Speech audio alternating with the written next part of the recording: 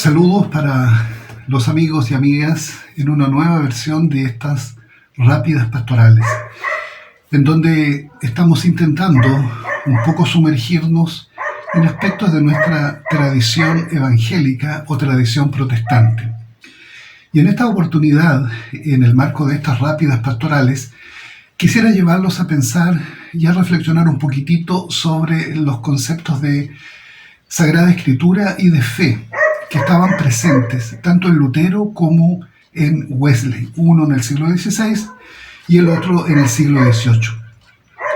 Dos puntos de encuentro para comenzar.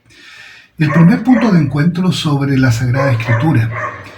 Digamos que tanto Lutero como Wesley tenían la firme convicción de que la Escritura interpreta a la Escritura.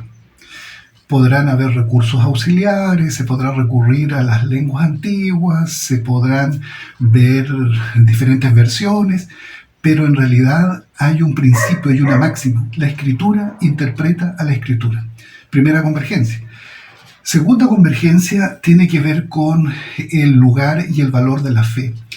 Lutero había dicho en el debate de Heidelberg en 1518 que justo no es quien practica muchas obras, sino quien sin obras cree mucho en Cristo, resaltando la supremacía de la fe, ¿cierto?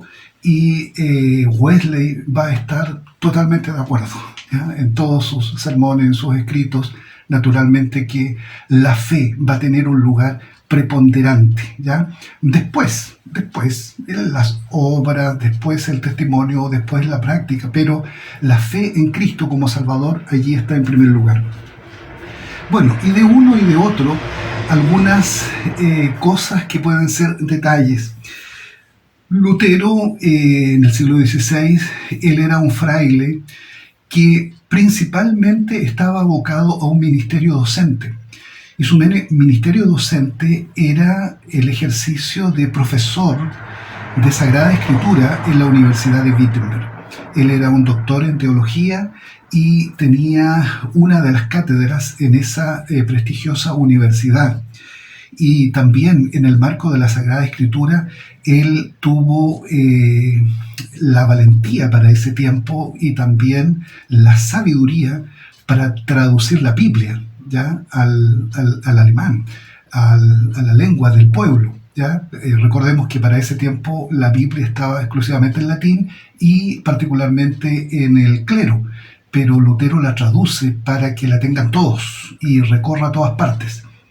En el caso de Wesley, él se había educado en la Universidad de Oxford y tenía una formación teológica de primer nivel.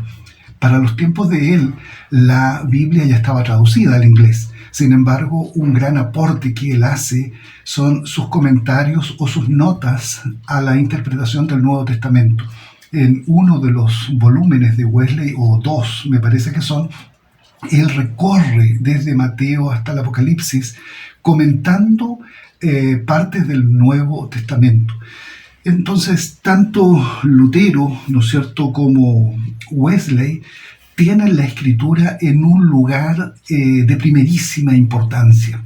Wesley llega a decir esta famosa expresión que él es hombre de un solo libro. Bueno, en cuanto a algunos recursos adicionales que podían acompañar el estudio de las Sagradas Escrituras, es bien curioso que Lutero rechaza muchas obras de Aristóteles. Sin embargo, él no rechaza las obras de lógica, ni de retórica, ni de poética de Aristóteles. Él considera que son útiles para considerar, y particularmente para los predicadores y para los clérigos. Y Wesley, hijo del siglo XVIII, que debe haber pasado por muchos cursos de lógica en la Universidad de Oxford, nótese que a sus pastores y a sus predicadores, entre otras cosas adicionales, él le pide que estudien lógica. Y la lógica es una de las ramas de la filosofía que ayuda, ¿no es cierto?, en la construcción de determinadas reglas para un relato, para un discurso, sea a través del habla o sea mediante la escritura, en donde puede haber un principio, puede haber desarrollo de ideas, puede haber sustento de ideas, se pueda concluir, en donde la persona que habla o la persona que escribe pueda tener la capacidad de argumentar, de defender y de entonces afirmar determinadas cosas. Tanto Lutero como Wesley consideran que la lógica debe ocupar lugar dentro de la formación de los cristianos. Y esto también está relacionado con el recurso que los creyentes tienen como para momentos determinados donde tienen que hacer apología o en donde tienen que defender la fe.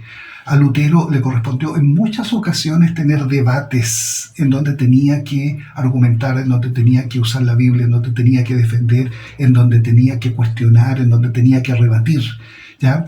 De hecho, las tesis del 31 de octubre de 1517 son en primera instancia, y esto concuerdan los historiadores y los teólogos, en primera instancia un llamado para debatir académicamente. No es que clavando las 95 tesis inmediatamente a la mañana siguiente se separa la iglesia. No, el propósito de Lutero era llamar a un debate, porque él sentía que cosas raras estaban pasando en la doctrina de la iglesia y en las cosas que la iglesia hacía. En el caso de Wesley, él también, en uno de sus volúmenes de las obras en español, específicamente el volumen 6, él hace defensa y apología del metodismo frente a sus adversarios. En el siglo XVIII, muchas personas de la iglesia oficial y otras que no eran de la iglesia, pero eran de la alta alcurnia, trataban a los metodistas como entusiastas y fanáticos. Y una buena parte de la defensa que Wesley hace del metodismo es para rebatir de que los metodistas no son ni fanáticos ni son entusiastas, sino que son un propósito que Dios tiene para poder renovar la iglesia y poder reformar la nación. Y por lo tanto él tiene que hacer uso de las escrituras, hacer uso de su experiencia cristiana. Y por ejemplo el historiador Justo González, cuando él introduce las obras de Lutero en esta parte apologética, dice que de Wesley, él dice que allí Wesley hace uso magistral de su formación en lógica para rebatir, para argumentar y para sostener las ideas de defensa en pro del metodismo. Y en cuanto a la fe, Lutero naturalmente que va a considerarla un elemento fundamental, también Wesley. Se dice que Lutero, en una de las charlas de sobremesa que él tenía en algunos momentos, le decía a sus amigos: cuiden de no convertir el Evangelio en un cuerpo de doctrinas, cuiden de no convertir el Evangelio en una ley.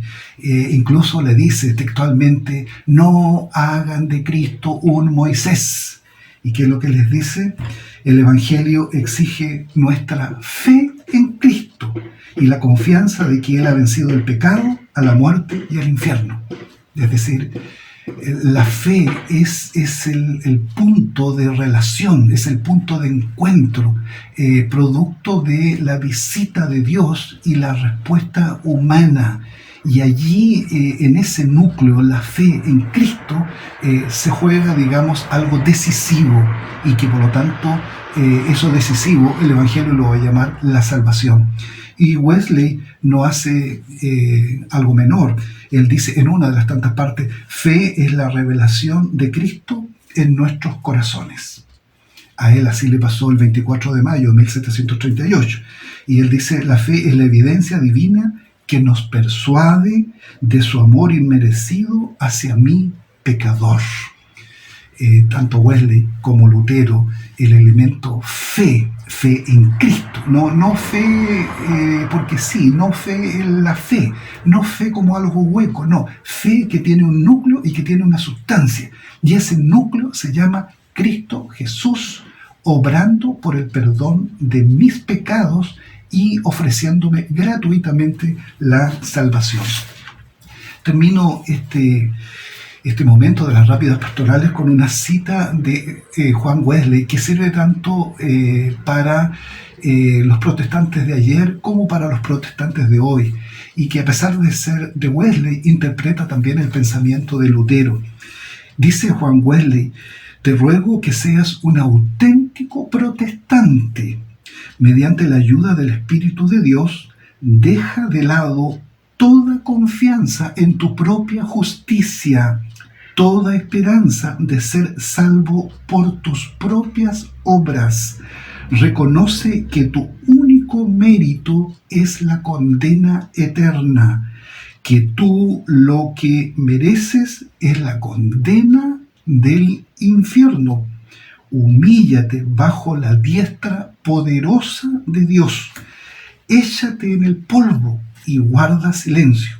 Deposita toda tu confianza en la sangre rociada, toda tu esperanza en Jesucristo el justo, y toda tu fe en aquel que justifica al impío mediante la redención que es en Cristo Jesús. Ser evangélico, ser protestante, es tener en alto la importancia, el valor de las Sagradas Escrituras, y también en alto y más en alto la persona y la obra de Cristo Jesús, que es nuestro Salvador. En la tradición evangélica, si falta Cristo o falta Escritura, tenemos derecho de dudar de nuestra identidad. Dios nos permita que podamos afianzar nuestra identidad con más Cristo y más Escritura.